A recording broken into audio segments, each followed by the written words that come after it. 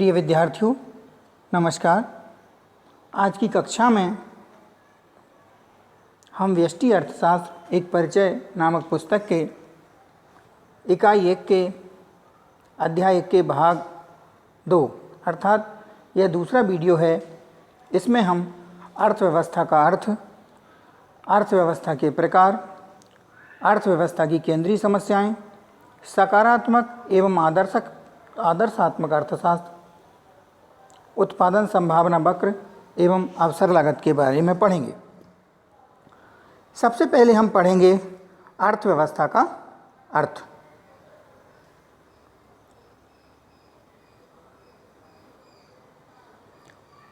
अर्थव्यवस्था का अर्थ, अर्थव्यवस्था एक ऐसी प्रणाली है जिसके द्वारा लोग जीविका प्राप्त करते हैं।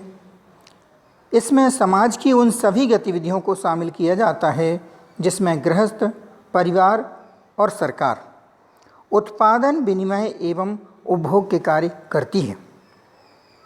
अर्थव्यवस्था की परिभाषा। अर्थ के बाद हम देखेंगे अर्थव्यवस्था की परिभाषा। एन ब्राउन के अनुसार अर्थव्यवस्था शब्द का प्रयोग अधिकांश रूप में ऐसी प्रणाली के लिए किया जाता है जिसके द्वारा लोगों का जीवन निर्वाह होता है। अब बारी आती है अर्थव्यवस्था की विशेषताओं की। तो विशेषताएं इस प्रकार हैं। व्यक्तियों का समूह। अर्थव्यवस्था एक अर्थव्यवस्था का संबंध व्यक्तियों से होता है। अर्थव्यवस्था व्यक्तियों के उस समूह पर लागू होती है जो निश्चित भूभाग में निवास करता है। संसाधनों की सीमितता। अर्थव्यवस्था का स्वरूप चाहे जैसा हो, चाहे वो पूंजीवादी हो, समाजवादी हो, मिश्रित हो, जैसा भी रूप हो, उसमें उन संसाधनों को जिनसे कि वस्तुओं और सेवाओं का उत्पादन होता है उनकी सीमितता होती है। उपभोग की प्रक्रिया का संगठन। एक अर्थव्यवस्था में उत्पादन का उद्देश्य मौलिक आवश्यकताओं की संतुष्टि करना होता है। यह आवश्यकताएं या तो वर्तमान से संबंधित हो सकती हैं या भविष्य से। अगली विशेषता है परिवर्तनशीलता। अर्थव्यवस्था का स्वरूप स्थितिक ना होकर के गत्यात्मक होता है। अर्थव्यवस्था चूँकि मनुष्यकृत होती है इसलिए इसमें समयानुसार परिवर्तन होते रहते हैं। अर्थव्यवस्था की विशेषताओं के बाद हम देखेंगे अर्थव्यवस्था के प्रकार। सामान्यतः अर्थव्यवस्था 3 प्रकार की होती है। पूंजीवादी अर्थव्यवस्था, जिसे बाजार अर्थव्यवस्था भी कहते हैं। समाजवादी अर्थव्यवस्था, जिसे केंद्रीकृत योजनाबद्ध अर्थव्यवस्था भी कहा जाता है। और तीसरी अर्थव्यवस्था है मुख्य रूप से मिश्रित अर्थव्यवस्था। अब हम पढ़ेंगे पूंजीवादी अर्थव्यवस्था, जिसे कि बाजार अर्थव्यवस्था भी कहा जाता है, इसके बारे में। पूंजीवादी अर्थव्यवस्था का प्रारंभ अर्थात शुरुआत 18वीं शताब्दी में इंग्लैंड में हुई। औद्योगिक क्रांति के परिणाम स्वरूप हुआ है इसका जन्म। पूंजीवादी आर्थिक संगठन की वह प्रणाली है जिसमें उत्पत्ति के साधनों पर निजी स्वामित्व होता है तथा इन साधनों को लाभ अर्जित करने के उद्देश्य से विभिन्न कार्यों में प्रयोग करने की स्वतंत्रता होती है। पूंजीवादी अर्थव्यवस्था में निजी संपत्ति का अधिकार रहता है, अर्थात प्रत्येक व्यक्ति को संपत्ति प्राप्त करने का अधिकार, रखने का अधिकार, प्रयोग करने का अधिकार एवं उसका क्रय विक्रय करने का पूरा अधिकार रहता है। पूंजीवादी अर्थव्यवस्था में व्यक्तियों को व्यवसाय चुनने की स्वतंत्रता रहती है, अर्थात व्यक्ति अपनी इच्छानुसार किसी भी व्यवसाय को सरकारी नियमों के अंतर्गत करने में स्वतंत्र होता है। पूंजीवादी अर्थव्यवस्था का उद्देश्य लाभ कमाना होता है, अर्थात पूंजीवादी समाज में सभी उत्पादक इकाइयां लाभ के उद्देश्य से संचालित होती हैं। पूंजीवादी अर्थव्यवस्था में आर्थिक कार्यों के संचालन का कार्य कीमत यंत्र के द्वारा संपादित किया जाता है। पूंजीवादी अर्थव्यवस्था में अधिक उत्पादन के कारण लोगों को अधिक आय प्राप्त होती है।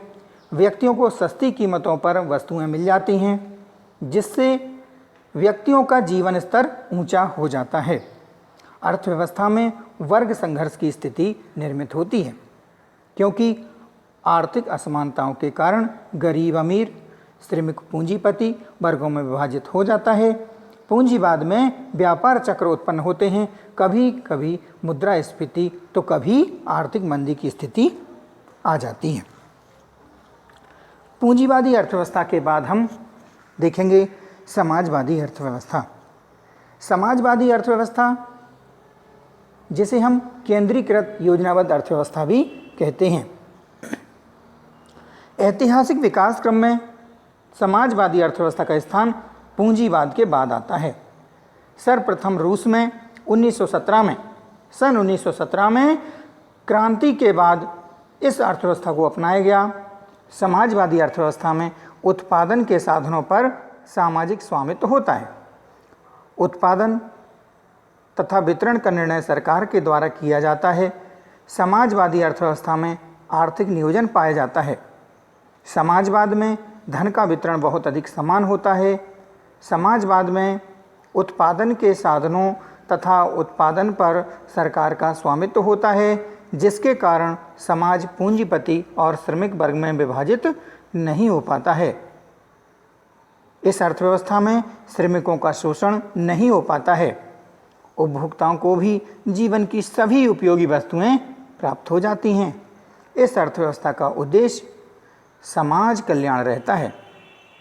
इस अर्थव्यवस्था में सरकार उत्पादकों और परिवारों के निर्णय में हस्तक्षेप करती है। यह अर्थव्यवस्था पूंजी के संचय की अनुमति नहीं देती है। पूंजीवादी समाजवादी अर्थव्यवस्था के पश्चात अगली अर्थव्यवस्था आती है मिश्रित अर्थव्यवस्था।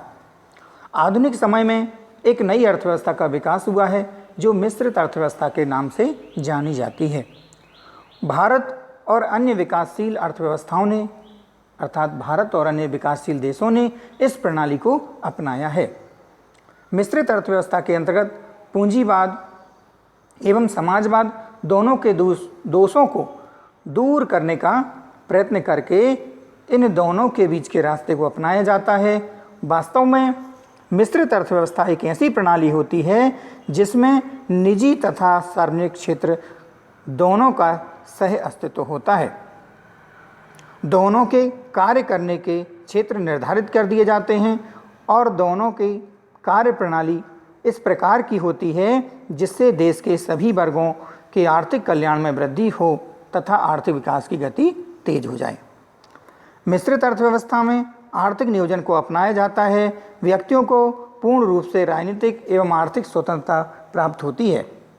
मिश्रित अर्थव्यवस्था में प्रायः वस्तुओं के मूल्य का निर्धारण बाजार व्यवस्था के अंतर्गत किया जाता है। मिश्रित अर्थव्यवस्था में प्रत्येक व्यक्ति को अपनी आय स्वतंत्रतापूर्वक व्यय करने का अधिकार होता है, अतः उसे अधिकतम संतुष्टि की प्राप्ति होती है। साधनों का सर्वोत्तम उपयोग होता है, देश का तीव्र विकास होता है एवं आर्थिक विषमताओं में कमी आती है। तीनों प्रकार की अर्थव्यवस्था को समझने के पश्चात अब हम समझेंगे अर्थव्यवस्था की केंद्रीय समस्याएं। अर्थव्यवस्था चाहे पूंजीवादी हो, समाजवादी हो या मिश्रित हो, किसी भी प्रकार की अर्थव्यवस्था को इस प्रकार की समस्याओं का सामना करना पड़ता है।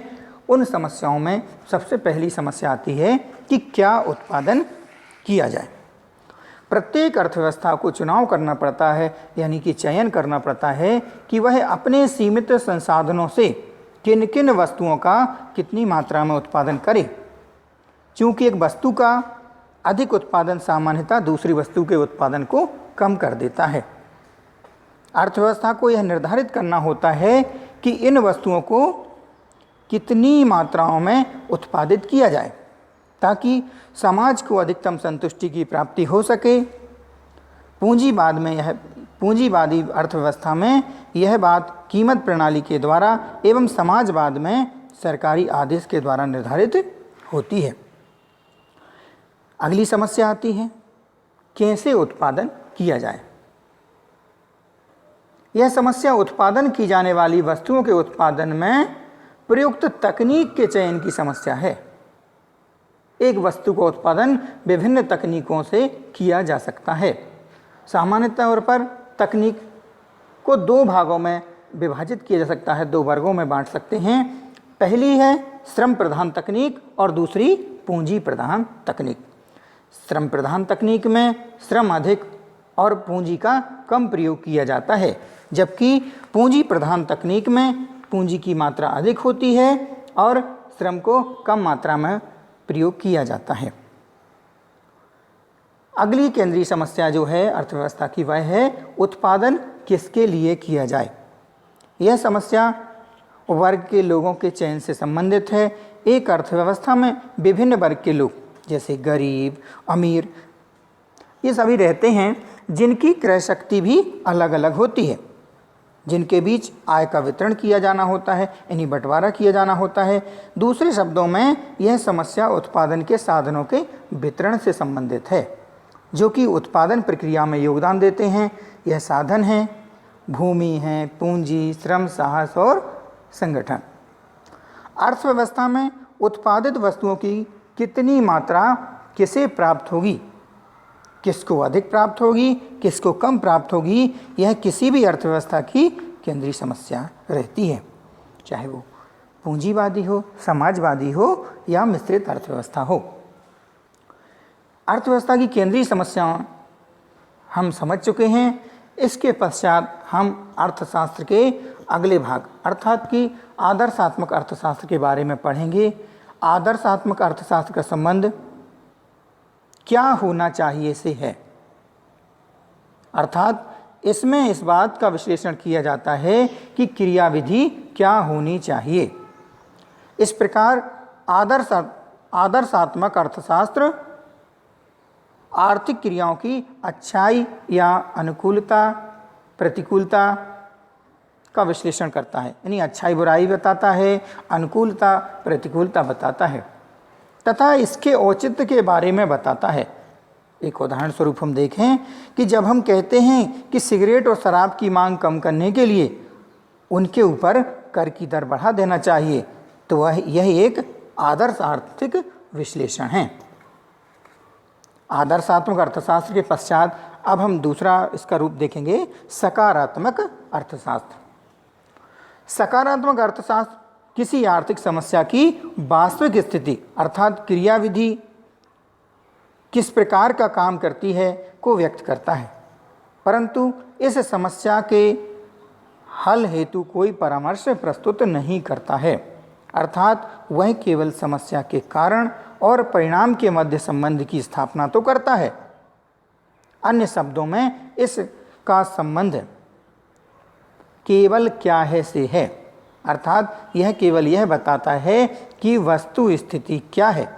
इसका सरोकार इस बात से नहीं होता कि क्या होना चाहिए, अर्थात क्रियाविधि की अच्छाई बुराई या अनुकूलता प्रतिकूलता से इसका संबंध नहीं है। अब हम पढ़ेंगे उत्पादन संभावना वक्र के बारे में। एक उत्पादन संभावना वक्र दो वस्तुओं के उन सभी संयोजन को बताता है जिनका अधिकतम उत्पादन एक अर्थव्यवस्था के लिए संभव है, जबकि साधनों की मात्रा स्थिर है एवं उनका पूर्ण प्रयोग हो रहा है तथा उत्पादन की तकनीक भी स्थिर है। एक उत्पादन संभावना वक्र निम्नलिखित मान्यताओं पर आधारित होता है। एक अर्थव्यवस्था में सभी साधनों का कुशलता से पूर्ण प्रयोग हो रहा है। पहली मान्यता है कि अर्थव्यवस्था में सभी संसाधनों का कुशलता से पूर्ण प्रयोग हो रहा है। अगली मान्यता, अर्थव्यवस्था में उत्पत्ति के साधनों की मात्रा स्थिर है, किंतु इन्हें एक उपयोग से दूसरे उपयोग में हस्तांतरित किया जा सकता है। उत्पादन की तकनीक स्थिर रहती है, अर्थात उस तकनीक में कोई परिवर्तन नहीं होता है। अर्थव्यवस्था में एक समय में केवल दो वस्तुओं का उत्पादन होता है। उत्पादन संभावना अनुसूची। उत्पादन संभावना अनुसूची दो वस्तुओं के ऐसे संभावित संयोजन को व्यक्त करती है जिनका उत्पादन एक अर्थव्यवस्था एक निर्धारित समय में स्थिर साधनों तक तथा दी गई उत्पादन तकनीक के साथ कर सकती है। उत्पादन संभावना वक्र को समझने हेतु एक उदाहरण। नीचे दी गई तालिका से स्पष्ट है कि अर्थव्यवस्था केवल दो वस्तुओं, एक काल्पनिक तालिका है कि दो वस्तुओं कार और कंप्यूटर का उत्पादन कर रही है। कार का अधिक उत्पादन करने का अर्थ है कि कंप्यूटर का कम उत्पादन होगा। इसके विपरीत कंप्यूटर का अधिक उत्पादन करने का अर्थ है कि कार का उत्पादन कम होगा। उत्पादन संभावना तालिका में कार एवं कंप्यूटर उत्पादन के संयोजनों की विभिन्न संभावनाओं को बताती हैं। जैसे कि हम देखते हैं, पहली संभावना ए दिखाई गई है जिसमें कार की उत्पादित इकाइयों की संख्या 0 है, जबकि कंप्यूटर की उत्पादित इकाइयों की संख्या 20 है। यहाँ पर कार की उत्पादित इकाइयों की संख्या हजारों में बताई गई है, जबकि कंप्यूटर की उत्पादित इकाइयों की संख्या लाख में बताई गई है। अगली स्थिति, यदि उत्पादन संभावना बी स्थिति की रहती है तो यहाँ पर कार की 1000 इकाइयों का उत्पादन होता है और कंप्यूटरों का 15 लाख उत्पादन होता है। इसी प्रकार हम देखते हैं कि जैसे जैसे कार की इकाइयों में हम उत्पादन में वृद्धि करते हैं तो कंप्यूटर की इकाइयों में कमी होती जाती है। तालिका से स्पष्ट है कि अर्थव्यवस्था में कार का उत्पादन बढ़ाने के लिए कंप्यूटर के उत्पादन में लगे साधनों को कम करना पड़ता है, हटाना पड़ता है तथा कंप्यूटर का उत्पादन कम होता जाता है। इसी प्रकार से हम उत्पादन संभावना वक्र जो कि दर्शाया गया है इसमें देखते हैं कि जैसे जैसे कार की उत्पादित इकाइयों की संख्या हमें बढ़ाना है तो वैसे वैसे कंप्यूटर की उत्पादित इकाइयाँ कम होती जाती हैं। अर्थात उत्पादन संभावना वक्र एक ऋणात्मक ढाल लिए हुए होता है। एक्स अक्ष पर कार की संख्या दिखाई गई है और वाई अक्ष पर कंप्यूटर की उत्पादन की संख्या दिखाई गई है। उत्पादन संभावना वक्र, उत्पादन संभावना अनुसूची में जो दी गई संभावनाओं को जब वक्र के रूप में व्यक्त किया जाता है तो हमें उत्पादन संभावना वक्र प्राप्त होता है। अगली अवधारणा है अवसर लागत। अवसर लागत का अर्थ, एक उत्पाद की अवसर लागत उसे उत्पादित करने के लिए त्यागा गया विकल्प होता है। अर्थव्यवस्था की दृष्टि से एक वस्तु की एक अतिरिक्त मात्रा की अवसर लागत दूसरी वस्तु की त्याग की गई मात्रा होती है। उपर्युक्त उदाहरण से प्रतीत होता है कि 1000 कार की अवसर लागत 5 लाख कंप्यूटर है।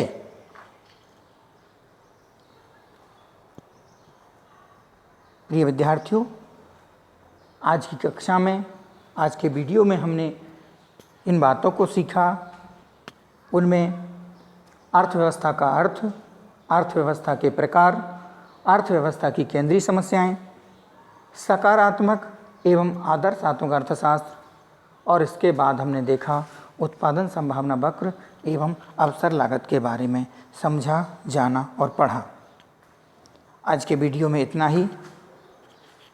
आशा करता हूँ कि आपको व्यष्टि अर्थशास्त्र एक परिचय नामक पुस्तक का पहला पाठ पूर्ण रूप से समझ में आ गया होगा। आपने इस विषय को ध्यानपूर्वक पढ़ा, समझा। आपका बहुत बहुत धन्यवाद।